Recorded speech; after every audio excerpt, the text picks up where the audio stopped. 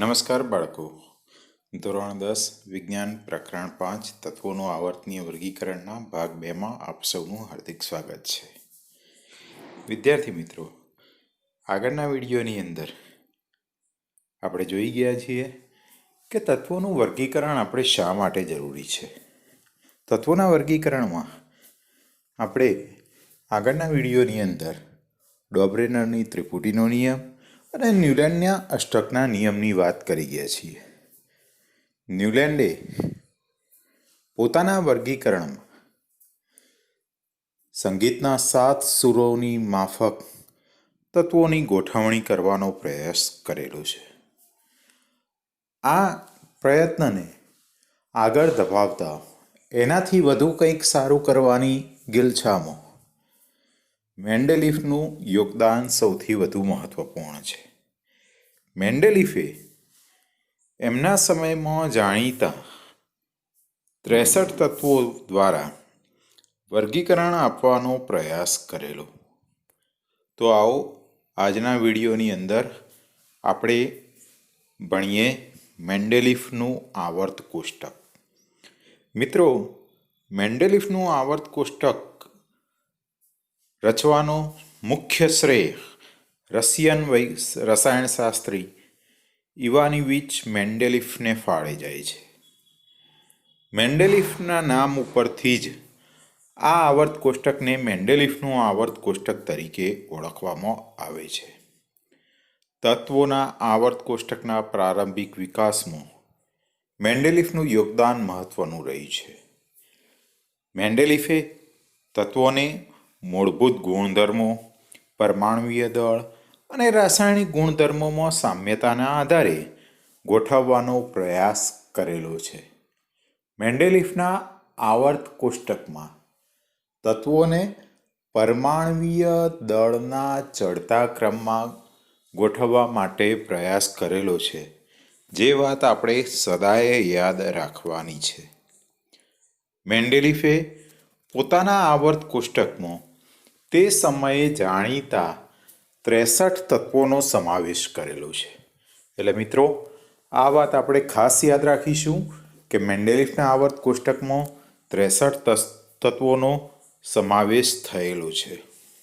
મેન્ડેલીફે તત્વોનું વર્ગીકરણ કરવા માટે જે નિયમ બનાવ્યો છે એને આવર્ત નિયમ તરીકે ઓળખાય છે. આવર્ત નિયમ એવું કહે છે કે તત્વોના ગુણધર્મો તેના પરમાણુવીય દળના આવર્તનીય વિધેય હોય છે.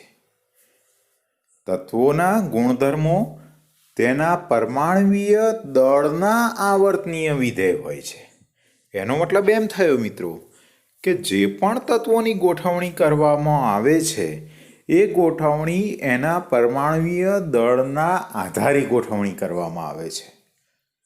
જેમ ન્યુલેન્ડે સંગીતના 7 સુરોની માફક તત્વોને 7 હરોળો પાડી હતી, એ જ વસ્તુને આગળ ધપાવતો મેન્ડેલીફે એમાં સુધારા વધારા કરી અને પોતાનું આવર્ત કોષ્ટકનું નિર્માણ કરેલું છે. મેન્ડેલીફના આવર્ત કોષ્ટકમાં જે આડી હરોળો છે એને આવર્ત તરીકે ઓળખવામાં આવે છે. આડી હરોળ છે એને આવર્ત તરીકે ઓળખવામાં આવે છે. અને ઊભા જે સ્તંભ છે, ઊભી હરોળો જે છે એને સમૂહ તરીકે ઓળખવામાં આવે છે. એટલે આ બે શબ્દો આપણે ખાસ યાદ રાખીશું, આવર્ત અને સમૂહ. મેન્ડેલીફના આવર્ત કોષ્ટકની અંદર બીજી ઉપલબ્ધિ એ છે કે ઘણી વખતે આપણે આવર્ત કોષ્ટકનો અભ્યાસ કરતો કેટલીક બાબતો આપણા ધ્યાન ઉપર આવે છે. એમાં સહેજ વધુ પરમાણુ દળ ધરાવતા તત્વને ઓછું પરમાણુ દળ ધરાવતા તત્વ કરતો પહેલો ક્રમ મળેલો છે. એટલે કે સામાન્ય રીતે મેન્ડેલીફના આવર્ત કોષ્ટકમાં તત્વોની ગોઠવણી પરમાણુવીય દળના ચડતા ક્રમમાં કરેલી છે. પણ કેટલીક જગ્યાએ આવું બનેલું છે કે જેમાં પરમાણુવીય દળ વધુ હોય છતાં એ તત્વને પહેલા સ્થાન મળેલું છે અને ઓછા પરમાણુવીય દળવાળું તત્વ પાછળ ગોઠવેલું છે. ઉદાહરણ તરીકે કોબાલ્ટ. કોબાલ્ટનો પરમાણુવીય દળ 58.9 છે અને નિકલ કે જેનું પરમાણુય દળ 58.7 છે. આપણે આના પછીની સ્લાઇડની અંદર આવર્ત કોષ્ટકનો અભ્યાસ કરવાના છીએ. એમાં 7મા સમૂહની અંદર આ બંને તત્વોને મૂકેલા છે, કોબાલ્ટ અને નિકલ. પણ કોબાલ્ટનો પરમાણુય દળ નિકલ કરતો વધુ છે, એટલે નિયમ પ્રમાણે એનું સ્થાન નિકલ પછી આવવું જોઈએ. પરંતુ મેન્ડેલિફે કોબાલ્ટને નિકલ કરતો પહેલાં મૂકેલું છે. બરાબર? એટલે આવી વિસંગતતાઓ મેન્ડેલિફના આવર્ત કોષ્ટકમાં ક્યાંક ધ્યાન ઉપર આવે છે. બીજું, મેન્ડેલિફના આવર્ત કોષ્ટકમાં આપણે જોઈએ તો એણે અમુક જગ્યાએ ખાલી સ્થાન છોડી દીધેલા છે. મેન્ડેલિફે એ વખતે પોતાના સ્પષ્ટીકરણમાં એવું કહ્યું હતું કે આ જે જગ્યાઓ ખાલી છોડેલી છે એ જગ્યાઓ એ ભવિષ્યમાં નવા જે તત્વો શોધાશે એના માટે છોડેલી છે. એટલે મેન્ડેલિફે એ વખતે આગાહી કરી હતી કે અત્યારે આવર્ત કોષ્ટકમાં હું 63 તત્વો ગોઠવી રહ્યો છું, પણ ભવિષ્યમાં આના કરતાં વધુ તત્વો શોધાશે અને એ તત્વો શોધાશે ત્યારે એને ગોઠવવા માટે તમારે બીજી ગોઠવણી ના કરવી પડે, એટલા માટે આ સ્થાનો ખાલી છોડેલા છે. બરાબર? અને મેન્ડેલિફની આ આગાહી તદ્દન સાચી પડી હતી.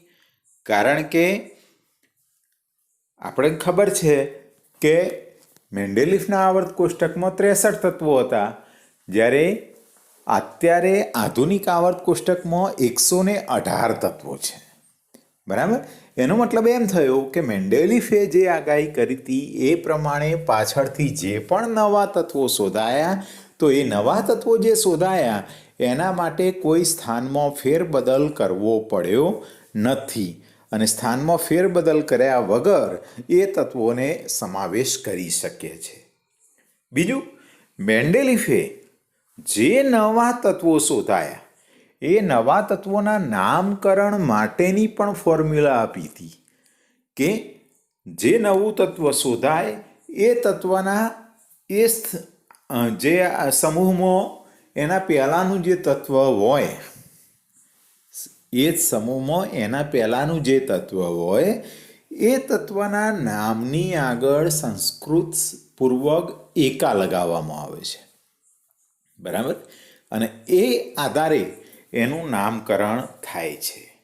ઉદાહરણ તરીકે સ્કેન્ડિયમ, ગેલિયમ, જર્મેનિયમ વગેરેના ગુણધર્મો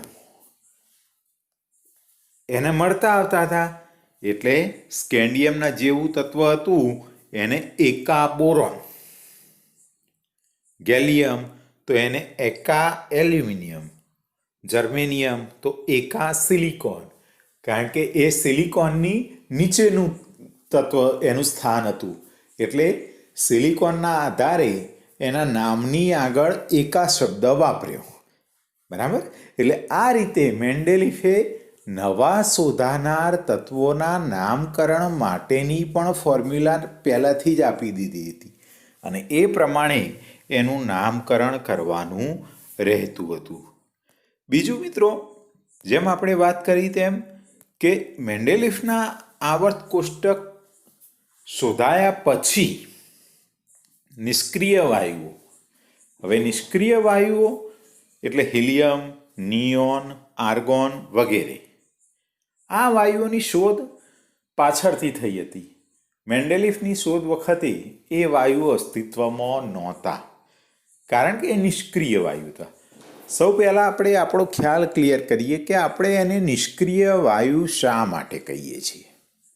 મિત્રો, નિષ્ક્રિય વાયુ એટલે એવા વાયુ કે જે બીજા ઘટક સાથે, આ તત્વો જ છે પણ વાયુ સ્વરૂપમાં છે, આ એવા તત્વો છે કે જે બીજા જોડે ઇલેક્ટ્રોનની આપ-લે કરતા નથી.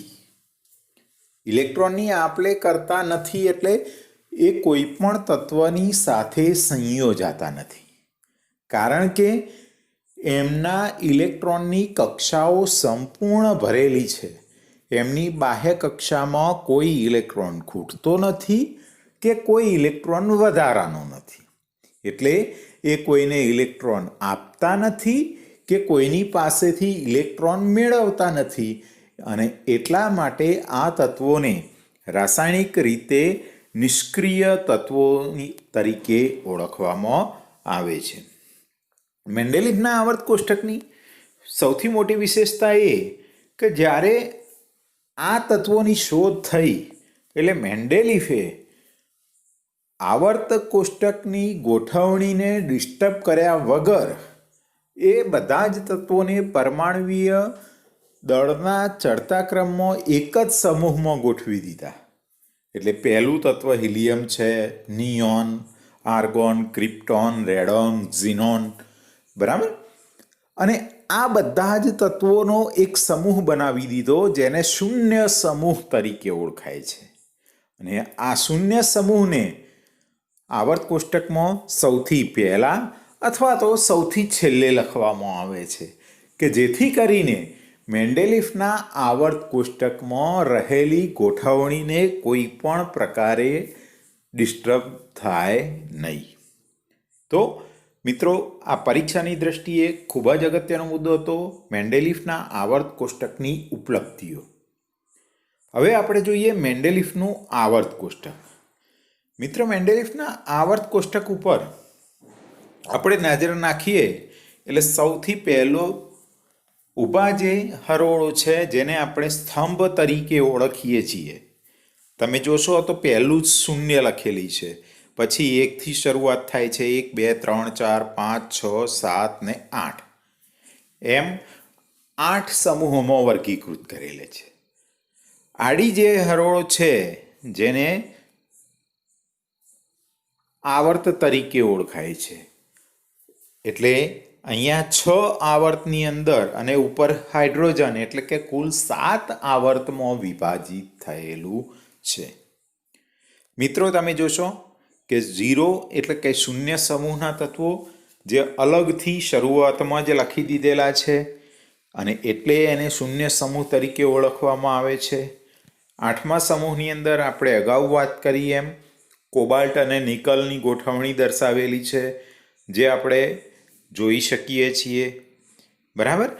આવર્ત કોષ્ટકની અંદર તમને સાથે સાથે અગાઉનો મુદ્દો ડોબ્રેનર ત્રિપુટી પણ દર્શાવેલી છે જે આપણે બહુ સરળતાથી આપણા ધ્યાન ઉપર આવે એટલા માટે ચેક્સ વડે દર્શાવેલી છે. તમે જુઓ, પહેલો સમૂહની અંદર હાઇડ્રોજનની નીચે લિથિયમ, સોડિયમ, પોટેશિયમ એ ડોબ્રેનર ત્રિપુટી છે. એવી રીતે બીજા સમૂહની અંદર કેલ્શિયમ, સ્ટ્રોન્શિયમ, બેરેલિયમ, બરાબર, એ પણ ડોબ્રેનર ત્રિપુટી છે.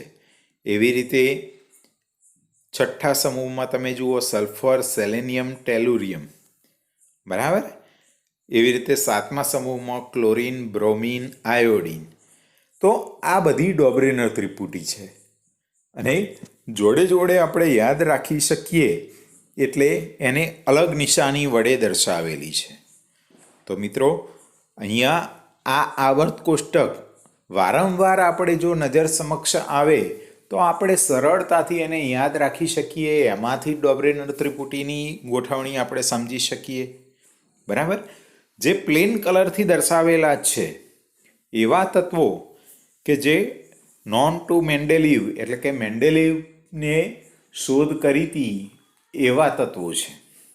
જ્યારે રેડ ડોટ વડે દર્શાવેલા તત્વો છે એ મેન્ડેલિફના સમય પહેલાં શોધાયેલા તત્વો છે, બરાબર. જ્યારે આવર્ત કોષ્ટકમાં યલો માર્ક વડે LA દર્શાવેલું છે તો એ લેન્થેનાઇડ શ્રેણી છે જે તમારે 11-12માં ભણવામાં આવશે. અને એવી જ રીતે બ્લુ ડોટ વડે તમને દર્શાવેલું છે એ એક્ટિનાઇડ શ્રેણી છે. એ પણ તમારે હાયર સેકન્ડરીમાં ભણવામાં આવશે. તો વારંવાર આવી રીતે આપણે તત્વોનું વિશ્લેષણ ઉપર નજર નાખતા રહીએ તો આપણને ખ્યાલ આવે કે આવર્ત કોષ્ટકની ગોઠવણી કેવી રીતે થયેલી છે. તો તો સૌથી પહેલાં આપણને શૂન્ય સમૂહ દર્શાવે છે, જુઓ, helium, neon, argon, krypton, xenon અને રેડોન. એવી રીતે સાતમો સમૂહ ખાસ આપણે મિત્રો યાદ રાખીશું. સાતમા સમૂહના તત્વો જુઓ, ફ્લોરિન, ક્લોરિન, બ્રોમિન, આયોડિન. બરાબર. તો આ સાતમા સમૂહના તત્વો એટલા માટે આપણે યાદ રાખવાના છે કારણ કે સાતમો સમૂહના આ જે તત્વો છે જેને આપણે હેલોજન સમૂહ તરીકે પણ ઓળખીએ છીએ. ખાસ યાદ રાખીશું, હેલોજન સમૂહ. એવી રીતે સોડિયમ, પોટેશિયમ, પહેલા સમૂહના તત્વો તમે જુઓ, હાઇડ્રોજનની નીચે ગોઠવાયેલા છે. તો એ તત્વોને આપણે આલ્કલી સમૂહના તત્વો તરીકે પણ ઓળખીએ છીએ. એટલે મિત્રો, આપણે આગળ વાત કરીએ એટલે આલ્કલી સમૂહનું નામ આવે એટલે આપણા મગજમાં ગોઠવણી ક્લિયર થઈ જાય કે પહેલા સમૂહમાં હાઇડ્રોજનની નીચે ગોઠવણી છે, હાઇડ્રોજન, લિથિયમ, સોડિયમ, પોટેશિયમ, એટલે એ આલ્કલી સમૂહ છે. સાતમા સમૂહની ગોઠવણી આપણા મગજમાં ક્લિયર હોય કે ફ્લોરિન, ક્લોરિન, બ્રોમિન, આયોડિન, એટલે એ હેલોજન સમૂહના તત્વો છે. બરાબર. તો વારંવાર આવી રીતે તમે પુનરાવર્તિત કરશો તો તમારા મગજમાં આ આવર્ત કોષ્ટકનો કોન્સેપ્ટ એકદમ ક્લિયર થઈ જશે. તો મિત્રો, આ વાત કરીએ આપણે મેન્ડેલિફનું આવર્ત કોષ્ટક વિશે. હવે આપણે વાત કરીશું મેન્ડેલિફના આવર્ત કોષ્ટકની મર્યાદાઓ. પરીક્ષાની દ્રષ્ટિએ આ પણ અગત્યનો મુદ્દો છે. મેન્ડેલિફના મુદ્દામાં 3 પોઈન્ટ છે કે મેન્ડેલિફના આવર્ત કોષ્ટકની નોંધનીય બાબતો, મેન્ડેલિફનું આવર્ત કોષ્ટક અને મેન્ડેલિફના આવર્ત કોષ્ટકની મર્યાદાઓ. તો હવે આપણે આ ત્રીજા મુદ્દાની વાત કરવા જઈ રહ્યા છીએ, મેન્ડેલિફના આવર્ત કોષ્ટકની મર્યાદાઓ વિશે. મિત્રો, દરેકની સારું પાસું એ હોય છે અને એની મર્યાદા એ હોય છે. એમ મેન્ડેલિફની મર્યાદા છે કે હાઇડ્રોજનની ઇલેક્ટ્રોન રચના આલ્કલી ધાતુને મળતી આવે છે. આપણે હમણાં જ વાત કરી, હાઇડ્રોજનની વાત કરીએ છીએ. હાઇડ્રોજનનો પરમાણુય દળ 1 છે, એનો પરમાણુ ક્રમાંક પણ 1 છે, આપણે જાણીએ છીએ. એટલે ઇલેક્ટ્રોનની ગોઠવણી પહેલી કક્ષામાં જ 1 ઇલેક્ટ્રોન આવી જાય, એટલે એની સંયોજકતા કક્ષામાં 1 ઇલેક્ટ્રોન છે. આલ્કલી તત્વમાં આપણે ઉદાહરણ લઈએ સોડિયમનું. સોડિયમનો પરમાણુ ક્રમાંક 11 છે. તો એની ઇલેક્ટ્રોન ગોઠવણી આપણે કરીએ તો 2, 8, 1 થાય. બરાબર. 2, 8, 1. પહેલી કક્ષામાં 2, બીજી કક્ષામાં 8, ત્રીજી કક્ષામાં 1. એટલે સોડિયમની સંયોજકતા કક્ષા કોને કહેવાય? છેલ્લી કક્ષાને. એટલે સોડિયમની સંયોજકતા કક્ષામાં 1 ઇલેક્ટ્રોન છે, હાઇડ્રોજનની સંયોજકતા કક્ષામાં 1 ઇલેક્ટ્રોન છે. સોડિયમના નીચેનું ઉદાહરણ આપણે લઈએ પોટેશિયમ. તો પોટેશિયમ પણ આલ્કલી ધાતુ છે, પરમાણુ ક્રમાંક 19 છે. તો પોટેશિયમની ઇલેક્ટ્રોન રચના આપણે જોઈએ તો 2, 8, 8, 1 છે. પહેલી કક્ષામાં 2 ઇલેક્ટ્રોન, બીજી કક્ષામાં 8 ઇલેક્ટ્રોન, ત્રીજી કક્ષામાં 8 ઇલેક્ટ્રોન અને ચોથી કક્ષામાં 1 ઇલેક્ટ્રોન. તો અહીંયા પોઈન્ટ છે કે હાઇડ્રોજનની ઇલેક્ટ્રોન રચના આલ્કલી ધાતુઓ જેવી છે, એટલે કે સોડિયમ અને પોટેશિયમને મળતી આવે છે. આલ્કલી ધાતુઓની માફક હાઇડ્રોજન પણ, એટલે કે આલ્કલી ધાતુઓની જેમ હાઇડ્રોજન પણ હેલોજન, ઓક્સિજન, સલ્ફર સાથે સમાન સૂત્ર ધરાવતા સંયોજનો બનાવે છે. બીજી તરફ હેલોજનની માફક હાઇડ્રોજન પણ દ્વિપરમાણુય અણુ સ્વરૂપ ધરાવે છે. હવે ફરી આપણે હમણાં જ વાત કરી ગયા એમ હેલોજન સમૂહના તત્વો મેં હમણાં જ વાત કરી એમ ફ્લોરિન, ક્લોરિન, બ્રોમિન, આયોડિન, આ બધા હેલોજન સમૂહના તત્વો છે. આ તત્વોની રચના બબેના ઝુમખામાં હોય. ફ્લોરિન તો 2 પરમાણુ ભેગા થઈને એક અણુ બનાવે, એટલે F2 સ્વરૂપે લખાય. ક્લોરિન Cl2 સ્વરૂપે લખાય. બ્રોમિન Br2 સ્વરૂપે લખાય. આયોડિન I2 સ્વરૂપે લખાય. બરાબર. તો આ બધા દ્વિપરમાણુય છે. તો અહીંયા એમ કહે છે કે એ બધા દ્વિપરમાણુય છે, એમની જેમ હાઇડ્રોજન પણ દ્વિપરમાણુય સ્વરૂપ ધરાવે છે. એટલે કે હાઇડ્રોજન આવર્ત કોષ્ટકમાં ચોક્કસ સ્થાન પામી શકે નહીં. એનું કારણ કે હાઇડ્રોજન આલ્કલીના જેવું પણ બંધારણ ધરાવે છે, એટલે એને આલ્કલીના સમૂહમાં મૂકેલું છે. એ હેલોજનના જેમ દ્વિપરમાણવીય છે, એટલે એને હેલોજન બાજુએ સ્થાન મળે. એટલે આ પહેલી મર્યાદા કે મેન્ડેલિફે હાઇડ્રોજનને ફિક્સ સ્થાન આપ્યું છે, એ કોઈ ફિક્સ જગ્યા આપી શકાય નહીં. બરાબર? એટલે આ આવર્ત કોષ્ટકની પહેલી મર્યાદા હતી. તે પોતાના આવર્ત કોષ્ટકમાં હાઇડ્રોજનને યોગ્ય સ્થાન આપી શક્યા નહીં. એમને જે પહેલા સમૂહમાં મૂકી દીધું, એટલે એમને આલ્કલી જોડે મૂકી દીધું છે. તો પછી એની ગોઠવણી હેલોજન જેવી છે, તો એના ગુણધર્મો એના મળતા જ કહેવાય. એટલે આ પહેલી મર્યાદા છે. અહીંયા બાજુમાં કોષ્ટકની અંદર મિત્રો તમે જુઓ તો હાઇડ્રોજનના સંયોજનો દર્શાવેલા છે: HCl, H2O, H2S, hydrogen chloride, hydrogen oxide એટલે કે પાણી, હાઇડ્રોજન સલ્ફાઇડ. બરાબર? હવે બાજુમાં સોડિયમના સંયોજનો આપેલા છે. તો સોડિયમના સંયોજનોમાં હાઇડ્રોજનની જગ્યાએ તમે સોડિયમ મૂકો, એટલે કે HClની જગ્યાએ NaCl, H2Oની જગ્યાએ Na2O, H2Sની જગ્યાએ Na2S. બરાબર? તો એ બધા બની ગયા આલ્કલી સંયોજનો, સોડિયમના સંયોજનો. તો અહીંયા આ કમ્પેરિઝન દ્વારા એ સાબિત કરવા માગે છે કે આલ્કલીના સંયોજનો હાઇડ્રોજનના સંયોજનોના જેમ જ મળતા આવે છે. બરાબર? તો આ એની પહેલી મર્યાદા હતી. બીજી વાત આપણે કરીએ કે મેન્ડેલિફની આવર્ત વર્ગીકરણ આપ્યા બાદ તત્વોના સમસ્થાનિકની શોધ થઈ. મિત્રો, આપણે આગળના ધોરણમાં સમસ્થાનિક વિશે ભણીને જ આવીએ છીએ, છતાંય અહીંયા કોન્સેપ્ટ આપણે ક્લિયર કરીએ કે સમસ્થાનિક એટલે એવા તત્વો કે જેનો પરમાણુ ક્રમાંક સમાન હોય પણ પરમાણુ ભાર એટલે કે પરમાણુવીય દળ જુદા જુદા હોય. જેનો પરમાણુ ક્રમાંક સમાન હોય પણ પરમાણુવીય દળ જુદા જુદા હોય. બીજી રીતે કહેવું હોય તો એવા તત્વો કે જેમના ગોઠવણીમાં પ્રોટોન અને ઇલેક્ટ્રોનની સંખ્યા સમાન હોય પણ ન્યુટ્રોનની સંખ્યા ભિન્ન હોય, તો એવી તત્વોને એકબીજાના સમસ્થાનિક તરીકે ઓળખાય છે. મિત્રો, આપણે જાણીએ છીએ તેમ એક ઉદાહરણ તરીકે તમે જાણો છો કે કાર્બન પરમાણુવીય દળ 12 છે, એટલે કે C12, અને કાર્બનનો જ સમસ્થાનિક C14 પણ છે, C14. બરાબર? એટલે કે C12, C14 આ બંને એકબીજાના સમસ્થાનિકો છે. 12 અને 14 એમનું પરમાણુવીય દળ છે. બીજું એક એક્ઝામ્પલ જે આપણે જાણીએ છીએ તેમ હાઇડ્રોજન, ડ્યુટેરિયમ, ટ્રિટિયમ આ બધા જ એકબીજાના સમસ્થાનિકો છે. હવે અહીંયા પરિસ્થિતિ શું સર્જાય છે કે મેન્ડેલિફનું આવર્ત કોષ્ટક પરમાણુવીય દળના આધારે થયેલું છે. મેન્ડેલિફના આવર્ત કોષ્ટકમાં ગોઠવણી પરમાણુવીય દળના આધારે થયેલી છે. બરાબર?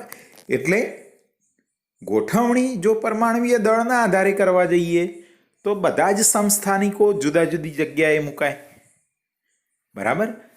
પણ એકચ્યુઅલી એનો પરમાણુ ક્રમાંક સમાન હોવાથી એના રાસાયણિક ગુણધર્મો તો સમાન જ હોય. એટલે મેન્ડેલિફ સમાન ગુણધર્મો ધરાવતા તત્વોને એક જ ખાનામાં મૂકવાનું કહે છે. એટલે આ એની બીજી સૌથી મોટી મર્યાદા હતી કે એ જુદા ખાનામાં પણ મૂકી શકાય અને એક જ ખાનામાં પણ મૂકી શકાય. તો કયો વિકલ્પ પસંદ કરવો? બરાબર? એટલે કે સમસ્થાનિક ધરાવતા તત્વોની ગોઠવણી. આ બધા તત્વોના સમસ્થાનિકો મેન્ડેલિફના આવર્ત નિયમ પ્રમાણે એક પડકાર હતો અને બધા જ તત્વોને આ ગોઠવણી લાગુ પાડી શકાતી નહોતી. બીજી સમસ્યા કે એક તત્વથી બીજા તત્વ તરફ આગળ વધતો પરમાણુવીય દળ નિયમિત રૂપથી વધતું નથી. તમે આગળ આવર્ત કોષ્ટક જોશો એટલે દરેકની અંદર પરમાણુય દળ લખેલું છે. તમે જોજો કે દરેક તત્વનું પરમાણુય દળ ભિન્ન હોય, પણ એક સમૂહમાંથી બીજા સમૂહમાં જઈએ, બીજામાંથી ત્રીજા સમૂહમાં જઈએ, ત્રીજામાંથી ચોથા સમૂહમાં જઈએ, તો એમની વચ્ચે જે ગેપ હોવી જોઈએ એ ગેપ એક સમાન નથી. ધારો કે દરેક સમૂહ વચ્ચે 5-5 પરમાણુય દળની ગેપ હોય, બરાબર, પરંતુ અહીંયા તમને કોઈ સમૂહની વચ્ચે 2ની ગેપ દેખાશે, કોઈ સમૂહની વચ્ચે 10ની ગેપ દેખાશે, કોઈ સમૂહમાં 1ની ગેપ દેખાશે. એટલે કોઈ ચોક્કસ ફિક્સ રેશિયો નથી, જેના કારણે આની અસર ક્યાં થાય કે મેન્ડેલિફે કેટલાક તત્વોના સ્થાન ખાલી છોડેલા. હવે એણે એવી આગાહી કરેલી કે આ જે તત્વોના સ્થાન ખાલી છોડાયા છે એનું પરમાણુય દળ એની આજુબાજુના જે તત્વો છે એના પરમાણુય દળની સરેરાશ જેટલું હશે. પરંતુ મિત્રો, જેમ આપણે જાણીએ છીએ એમ કે જો પરમાણુય દળની ગેપ 5-5ની હોય દાખલા તરીકે, તો એક સ્થાન ખાલી હોય તો 10ની ગેપ થાય. એટલે આપણે આગાહી કરી શકીએ કે અહીંયા વચ્ચે એક તત્વ આવશે. 15ની ગેપ પડતી હોય તો વચ્ચે 3 તત્વો આવશે, બરાબર. પરંતુ અહીંયા એવું શક્ય બનતું નથી.